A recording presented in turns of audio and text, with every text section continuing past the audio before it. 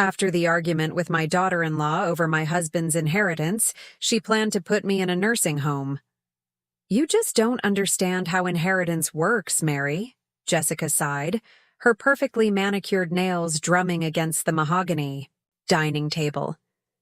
Richard would have wanted James and me to manage his assets properly. I stared at my daughter-in-law across the table, my hands trembling slightly around my teacup. At 70, I had thought I'd seen it all. But the way Jessica looked at me, like I was some confused child, made my blood simmer. I was married to Richard for 47 years, I said quietly. I think I understand perfectly well what he wanted. Jessica's smile tightened. My son James sat beside her, silent as always when his wife spoke about money. The tension in the room was suffocating. We just want what's best for everyone, Mom, James finally said, not quite meeting my eyes. The conversation is over, I replied, standing up. I need to check my email. May I borrow your laptop, Jessica? There was a flash of something, alarm, in Jessica's eyes before she nodded. Of course, Mary. It's in the study. The study had once been Richard's sanctuary. Now it was filled with Jessica's decorative pillows and scented candles. I sat at the desk and opened the laptop, surprised to find it unlocked. That wasn't like meticulous Jessica. I opened a browser to access my email. That's when I saw them, the tabs Jessica had left open. My fingers froze over the keyboard. Melhores asilos na região e quanto custa. My Portuguese was rusty, but I understood enough. I clicked through the tabs, each one revealing another nursing home, another price list, another amenities package. My heart pounded as I clicked on her browsing history, revealing more searches. How to transition elderly parents, signs of dementia in seniors, legal guardianship process. The screen blurred as tears filled my eyes. I had helped James and Jessica with their mortgage for years. I had watched their children 3 days a week so Jessica could maintain her personal time. I had never complained, never interfered. I wiped my eyes and scrolled further. There it was. Appointments scheduled with 3 different facilities next week. While I was supposedly visiting my sister, they were going to tour the places they planned to put me. Footsteps approached. I quickly clicked back to the email page, my hands shaking so badly I could barely type. Finding everything okay? Jessica's voice was honey-sweet as she appeared in the doorway. Yes, just fine, I managed, amazed at how normal my voice sounded when inside I was screaming. Jessica lingered, watching me. You know, Mary, we've been thinking about your living situation. This big house, all those stairs. It can't be easy for you. I managed just fine, I replied, not looking at her. On the screen, the evidence of her betrayal still lurked just a tab away. Well, James and I were thinking it might be nice for you to have a community. People your own age, activities, care if you need it. I turned to her then, my face carefully blank. That's thoughtful, Jessica. I'll keep it in mind. Later that night, alone in the house Richard and I had shared for decades, I sat at my kitchen table with my checkbook. The mortgage check for James and Jessica's house, $1,800, was written and sealed in an envelope. I had never missed a payment, in the 7 years since they'd bought that 4-bedroom colonial.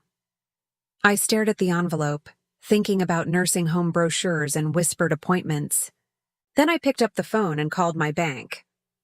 I'd like to cancel a check, I said, my voice steady as I gave the details. After hanging up, I looked around my empty kitchen. The house felt different now, as if the walls themselves had betrayed me.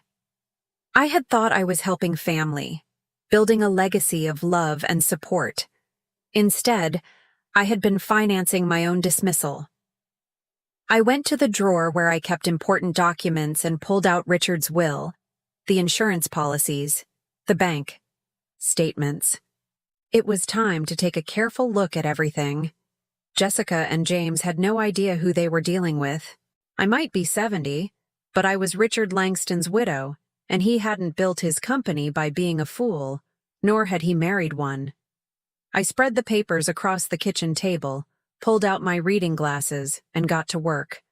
The shock was wearing off now, replaced by something colder and more determined. They wanted to put me away? They'd learn soon enough that this old woman still had a few surprises left.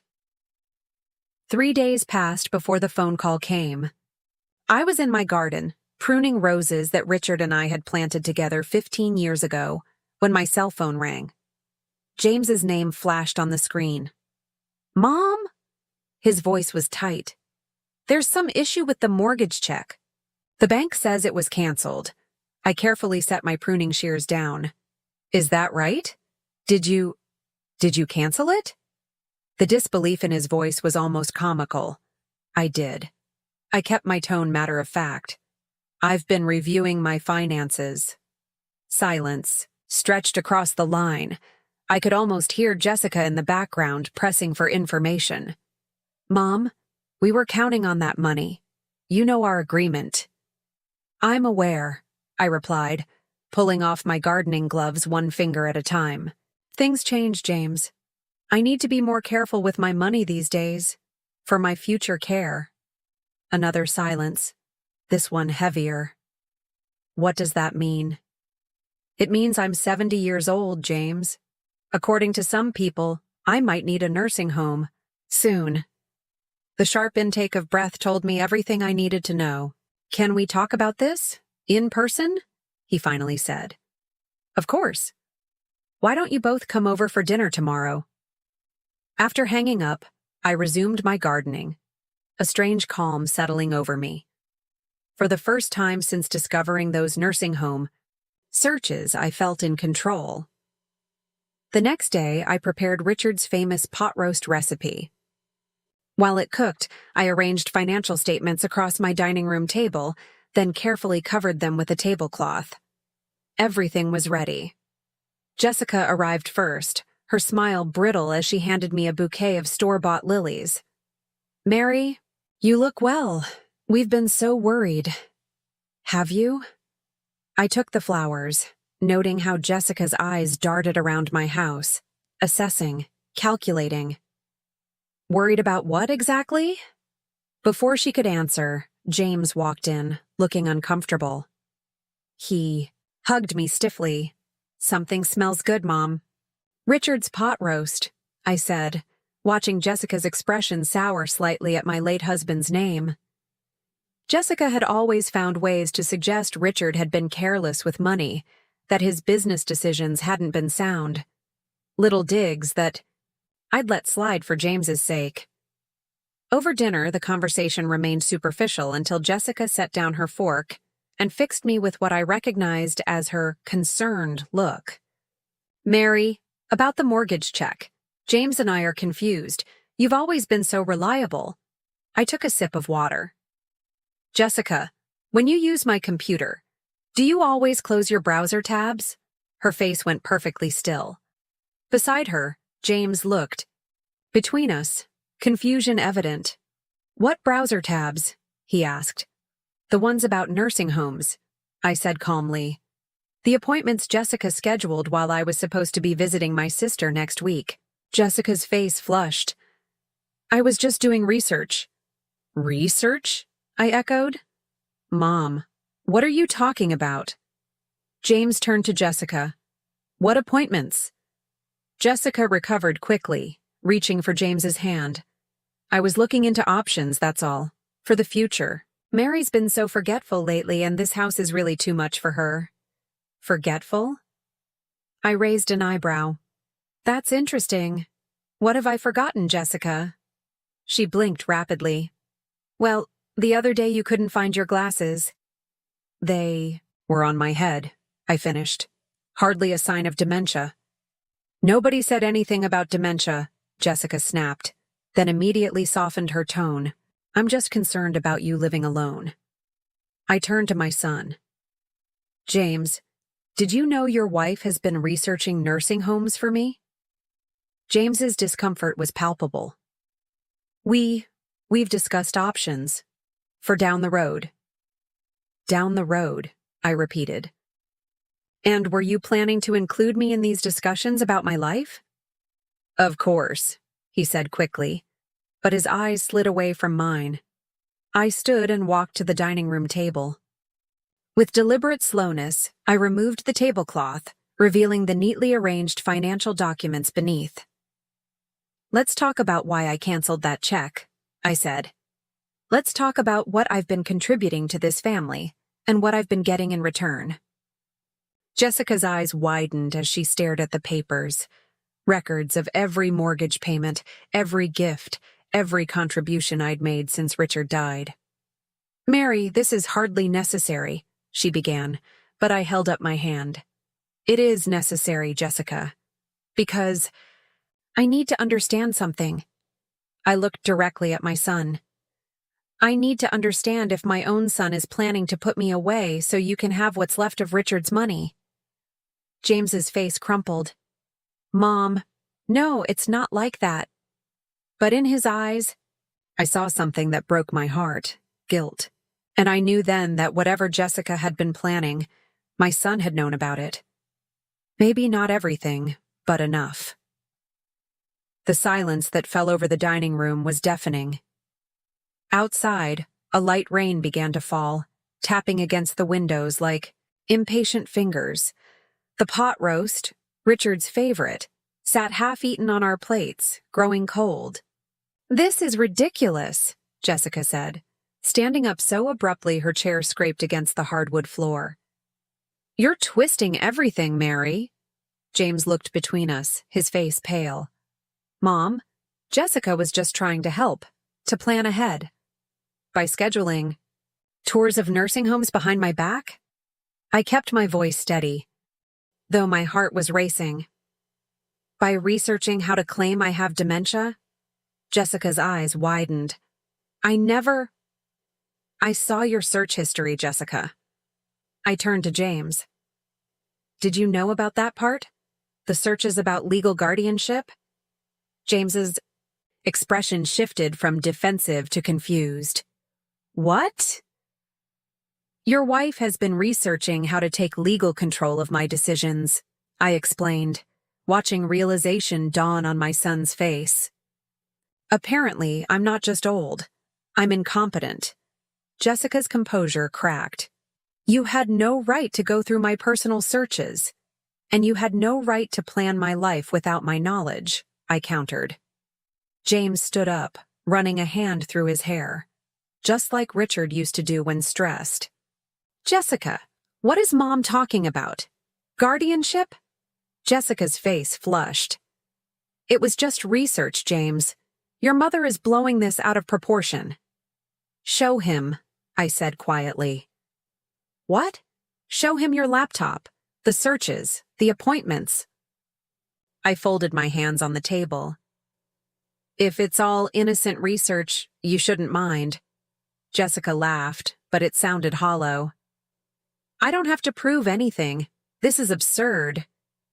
Your mother is manipulating you, she told James, her voice suddenly trembling. She's always been jealous of our relationship. She resents me for taking her place. I nearly laughed at the absurdity. Taking my place? As what? As the woman in James's life, Jessica's voice rose. You've never accepted me. You compare everything I do to how Richard would have done it. That's not true, I said, genuinely surprised by this accusation. It is true. Jessica's composure was fully gone now. And now you're trying to turn James against me because I dared to consider options for your care. James held up his hands. Everyone needs to calm down. I am calm, I replied. And I was. Seeing Jessica's mask slip gave me a strange sense of validation. I just want the truth. James turned to Jessica. Let me see the searches, Jess. Jessica stared at him, incredulous. You're taking her side? I'm not taking sides. I just want to understand what's happening. Jessica's expression hardened. Fine. You want to see? I'll show you. She stormed out of the dining room, returning moments later with her laptop. She practically slammed it down on the table, opening it with sharp, angry movements. Here. See? For yourself. She pushed it toward James. Yes, I looked into care facilities. Because your mother is getting older and this house is too much for her. Because someone had to think about the future. James scrolled through the browser history, his frown deepening. Jess, these searches. How to prove mental incompetence? Asset protection from nursing home costs? Jessica's face paled slightly. I was being thorough. And these emails to Green Valley Estates, he continued, his voice growing harder. Mrs. Langston will not be informed of the visit at this time as we're concerned about her reaction. What the hell, Jessica? You don't understand, Jessica said, her voice dropping to a whisper. Your mother has money, a lot of money, that's just sitting there while we struggle with the mortgage and the kids' college funds. It doesn't make sense. The room went silent. I felt a strange sense of calm wash over me. Finally, the truth. So, this was about Richard's money, I said softly, not about my well-being. That's not fair, Jessica protested, but her voice lacked conviction. James stared at his wife as if seeing her for the first time. Mom's been paying half our mortgage for years. And she can afford it, Jessica snapped. Meanwhile, we're postponing renovations and cutting corners while she sits on a fortune that your father left. That he left to me, I corrected. His wife. James turned to me, his expression pained. Mom, I didn't know about any of this, about the guardianship searches or the secret appointments. But you knew about the nursing home plans, I said, not as an accusation, but as a fact. He nodded slowly. Jessica mentioned it might be a good idea someday, but not like this, not behind your back. Not behind her back, Jessica interrupted. We were going to present her with options after we'd done our research. Without consulting me first, I noted. Jessica threw up her hands. Because you're stubborn, because you'd refuse before even considering it. You don't know that, I said. You never asked. James closed the laptop, his movements deliberate. The silence in the room was deafening. I think, he said finally, that we all need some time to cool off. Jessica grabbed her purse. I'm going home. This was a mistake. Jessica, James began. No, I'm done being the villain here. I was trying to plan for our future, all of our futures. She headed for the door, then paused. And Mary? Don't expect any more dinner invitations, since we're all being honest now. The front door slammed behind her. James and I sat in silence for several long moments. I'm sorry, Mom, he finally said, his voice small. I reached across the table and took his hand. Did you really not know? He shook his head. Not all of it, not the worst of it. He looked up at me, his eyes, Richard's eyes, filled with shame. But I should have. The morning after the confrontation, I woke with a sense of purpose I hadn't felt since Richard died. I dressed carefully, choosing a navy suit I'd worn to board meetings when Richard and I ran the business together. Then I called a cab. First National Bank, please, I told the driver. Inside the bank, I asked to speak with a personal banker. A young woman named Melissa led me to her office. What can I help you with today, Mrs. Langston?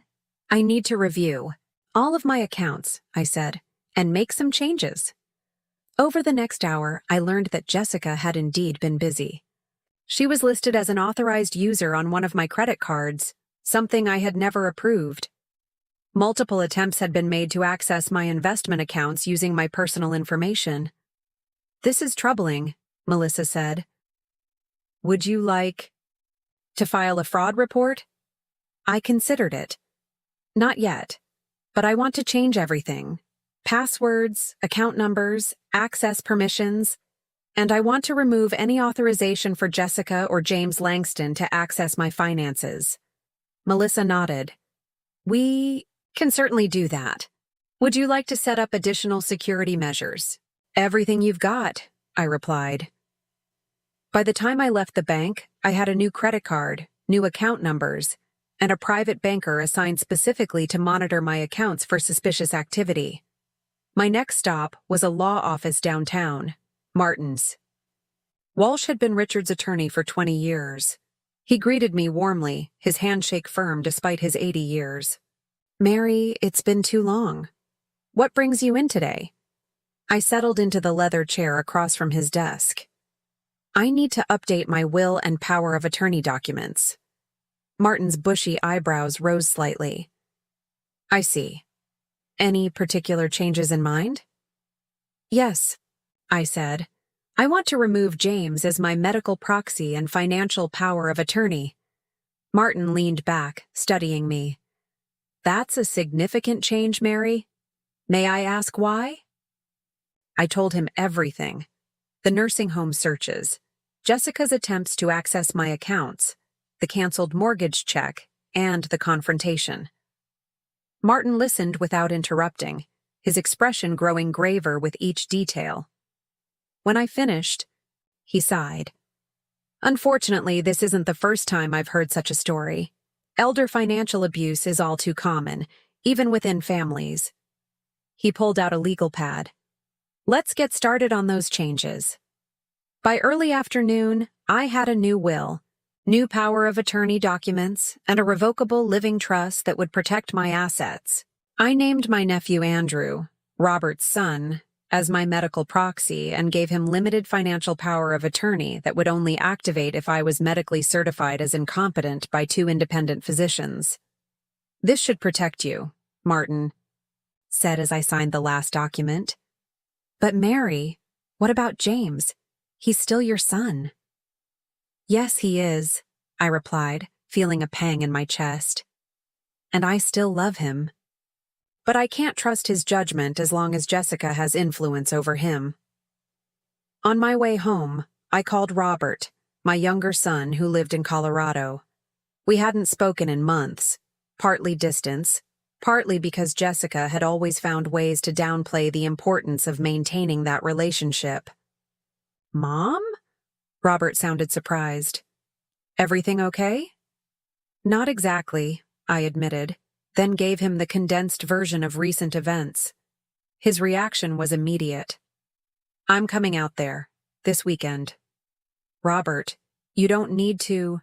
I do need to, he insisted. And I should have been checking in more often.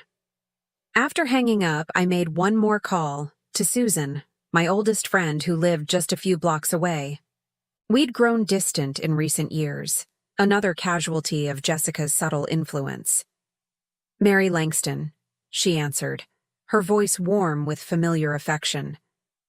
To what do I owe this pleasure? Susan, I said, suddenly fighting tears. I could use a friend right now. An hour later, Susan sat at my kitchen table, outrage written across her face as I finished my story. That manipulative little... She stopped herself. I always knew something was off about her. The way she gradually isolated you from everyone, I nodded, realizing how effective Jessica had been. First my friends, then family like Robert, until my world had shrunk to just James and Jessica's family, where Jessica controlled all access and information. What will you do now? Susan asked. Protect myself, I said. And wait. Wait for what? For James to see the truth. I twisted my wedding ring, the one Richard had placed on my finger half a century ago. And in the meantime, I'm taking back my life. Over the next week, I reconnected with old friends, joined a book club at the library, and even signed up for a watercolor class I'd always been interested in. I changed the locks on my house and installed a security system. I made appointments with my doctors for complete physical and cognitive evaluations, documenting my health and mental clarity with official medical records, just in case. James called several times, but our conversations remained superficial. He never mentioned our confrontation or Jessica's scheming. I didn't bring it up either. This was his journey now, his choice to make. 2 weeks after the dinner confrontation, I was deadheading roses in my garden when a car pulled into my driveway. I straightened, shielding my eyes against the afternoon sun. Robert stepped out, looking just like his father with his salt and pepper hair and kind eyes. Before I could even set down my gardening shears, he had crossed the lawn and wrapped me in a tight hug. "I've missed you, Mom," he whispered against my hair. Over his shoulder, I spotted another car pulling up, James's SUV. My heart tightened as I watched my older son step out alone, his expression unreadable as he observed the reunion. The moment had arrived sooner than I expected. Standing in my garden, embraced by one son while the other approached cautiously, I realized that whatever happened next would change our family forever. Robert and James stood facing each other in my garden, the air between them thick with unspoken tension. They hadn't seen each other in nearly 2 years, another casualty of the gradual family fracturing that I was only now fully recognizing. "James?" Robert nodded, his hand still protectively on my shoulder. "Robert," James replied, his voice tight. "I didn't know you were coming." "That's become a pattern in this family, hasn't it?" Robert said. "Not knowing things we should." I squeezed Robert's arm gently. "Let's go inside, boys." In the kitchen, the heart of the home where I'd raised them both, my sons sat across from each other at the table that had hosted thousands of family meals. I busied myself making coffee, giving them space to adjust to each other's presence. "Jessica's not with you?" Robert asked, breaking the silence. James shook his head. "We're taking some time apart." My hands stilled on the coffee pot. This was news. "Since when?" I asked, trying to keep my voice neutral. James sighed, running a hand through his hair. "Since I found more evidence of what she was planning." Robert leaned forward. "What do you mean?" "After that dinner here," James began, looking at me, "I started paying attention, really paying attention. I found emails on her computer, correspondences with a lawyer about contesting Dad's will." My breath caught. Richard's will had been clear and fair. Everything had been left to me, with provisions for the boys to inherit after my death. There was nothing to contest. She also. James hesitated, shame evident in his expression. "She'd been intercepting your mail, Mom. I found credit card statements, bank notices, all hidden in her desk." "James," I said softly, setting coffee mugs in front of them. "How could you not have noticed what was happening?" He shook his head, unable to meet my eyes. "I trusted her, and I was. Distracted. Work, the kids, our financial problems." He looked up finally. "Problems that wouldn't have existed if I'd managed our money better instead of letting Jessica handle everything." Robert's expression softened slightly. "What kind of problems?" "Debt. A lot of it." James stared into his coffee. "Jessica's been spending beyond our means for years. Even with Mom helping with the mortgage, we're drowning." The pieces were falling into place. Jessica's desperation for access to my money, her scheme to have me declared incompetent, it all stemmed from financial pressures I hadn't known existed. "Why didn't you come to me?" I asked. "Pride," James admitted. "And Jessica convinced me it would only prove we couldn't handle our own affairs." Robert shook his head. "So instead, she plotted to take control of Mom's assets? She thought it was the only way out of the hole we're in." James looked at me, his eyes filled with regret. "I'm not defending her. What she did, what she tried to do, it's unforgivable." For the first time since this all began, I felt a glimmer of hope. My son was seeing the truth at last. Have you spoken to the children about this? I asked, thinking of my grandchildren. Caught in the middle. James nodded. Emma's away at college, but she came home last weekend. I told her and Tyler everything. They deserve to know. How did they take it? Robert asked. Better than I expected. They. James hesitated. They said they weren't surprised about Jessica. They've seen how she treats you, Mom, when she thinks no one's watching. The revelation stung. Even my grandchildren had noticed what I had been too blind to see. What happens now? I asked. James squared his shoulders. I've contacted a lawyer, not just about Jessica, about everything, our finances, our marriage. I can't trust her anymore. Robert reached across the table and squeezed his brother's arm, the first gesture of solidarity between them in years.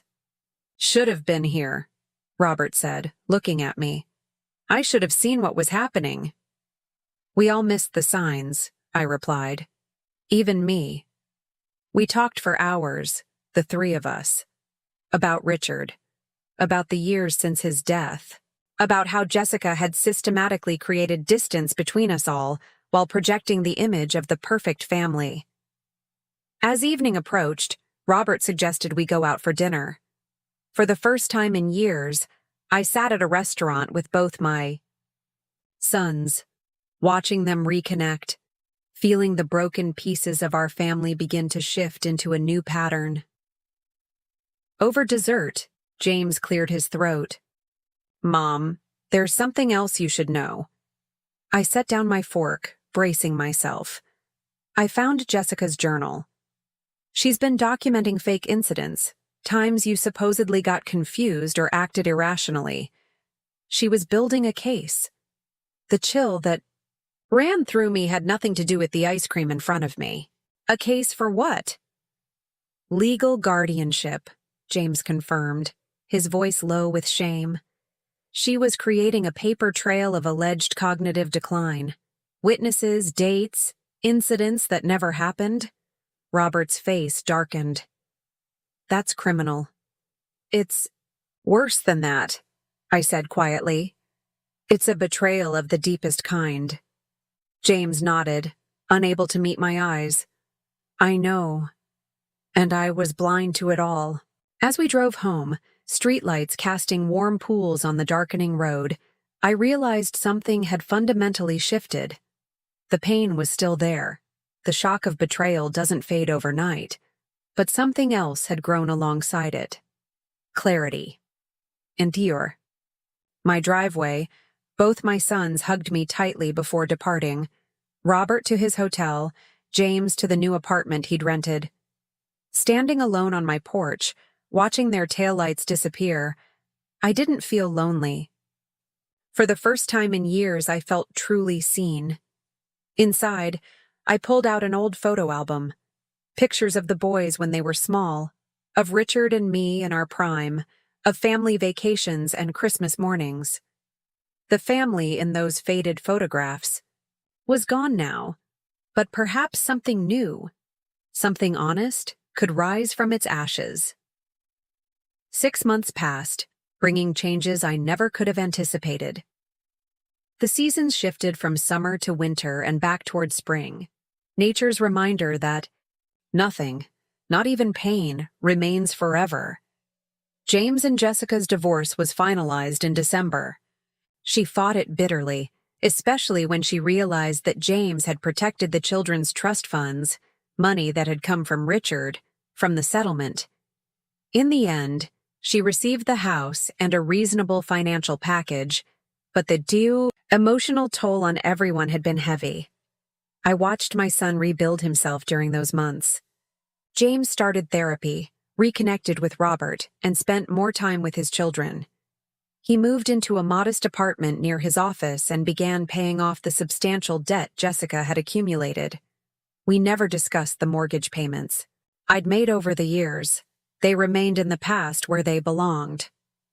On a bright April morning, as cherry blossoms dotted the neighborhood with delicate pink, my doorbell rang.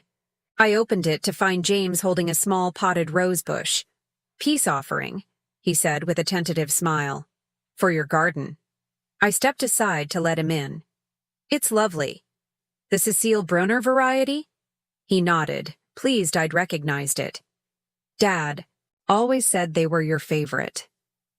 We carried the rose to the backyard, where the garden was awakening from winter dormancy.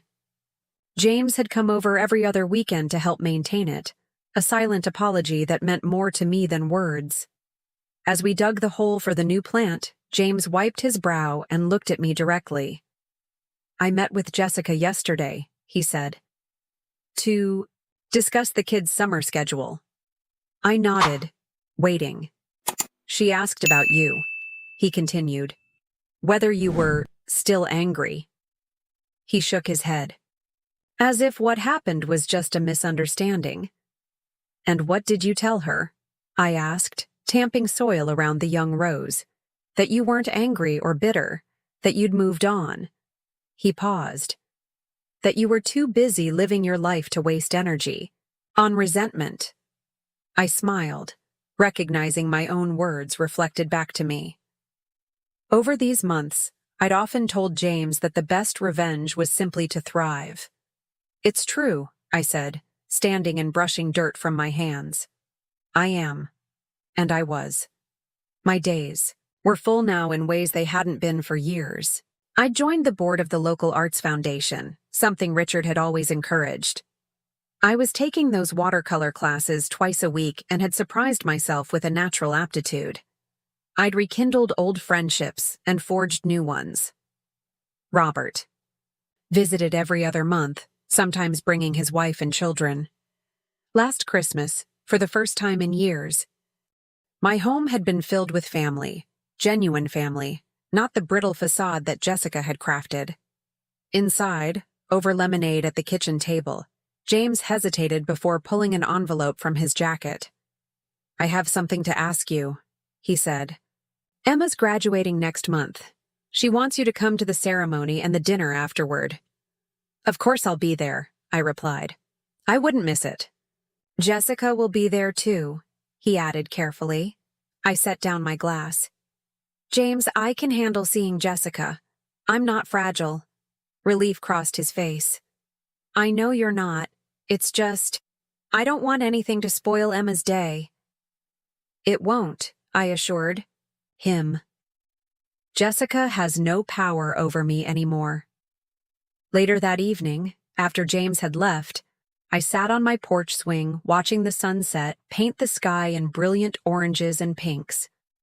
My phone chimed with a text from Susan, confirming our museum trip. The following day, another message appeared from my book club, reminding me it was my turn to host next week. I scrolled through my calendar. Lunch with Robert's wife when she visited next Tuesday, a foundation meeting on Thursday, watercolor class on Friday. My days were full, purposeful. The phone rang. Emma, my granddaughter, calling from college. Grandma, she said when I answered, her voice warm. Dad told me you're coming to graduation. Wouldn't miss it for the world, sweetheart. I was hoping. She hesitated. Would you wear Grandpa's silver locket, the one he gave you on your anniversary? I'd like something of his to be there. Tears pricked my eyes. Of course I will. After we hung up, I went to my jewelry box and found the locket Richard had given me on our 40th anniversary. Inside was a tiny photo of us on our wedding day and another taken just months before his death. I held it in my palm, feeling its weight, remembering. Richard would have been proud of how I'd handled everything, not with dramatic confrontations or public accusations, but with quiet dignity and firm resolve. I'd protected myself without becoming bitter, established boundaries without burning bridges that the children and grandchildren would have to navigate. The next morning, I woke to birdsong and gentle spring sunshine.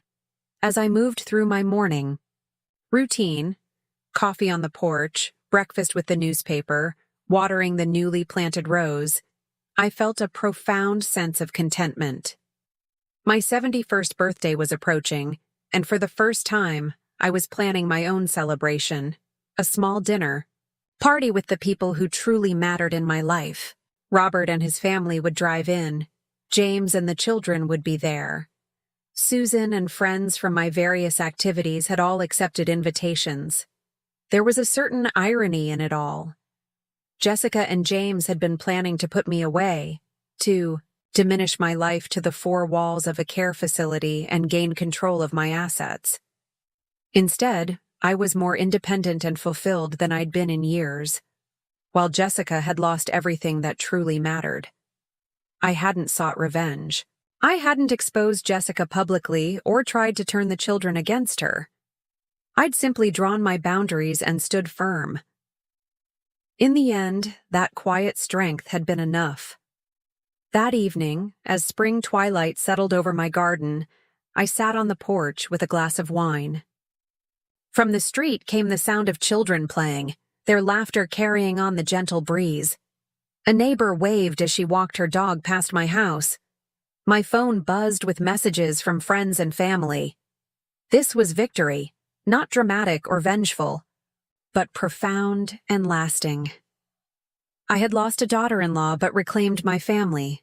I had faced betrayal but found deeper connections. I had nearly been cast aside, but instead created a life rich with purpose and joy. Jessica had wanted to write the final chapter of my story. Instead, I had picked up the pen myself, authoring a new beginning that no one could take away from me.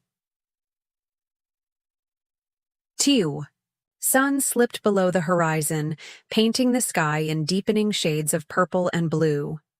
Another day was ending. Another would begin tomorrow, and I would face it on my terms, in my home, surrounded by the life I had built, not despite what had happened, but because of it.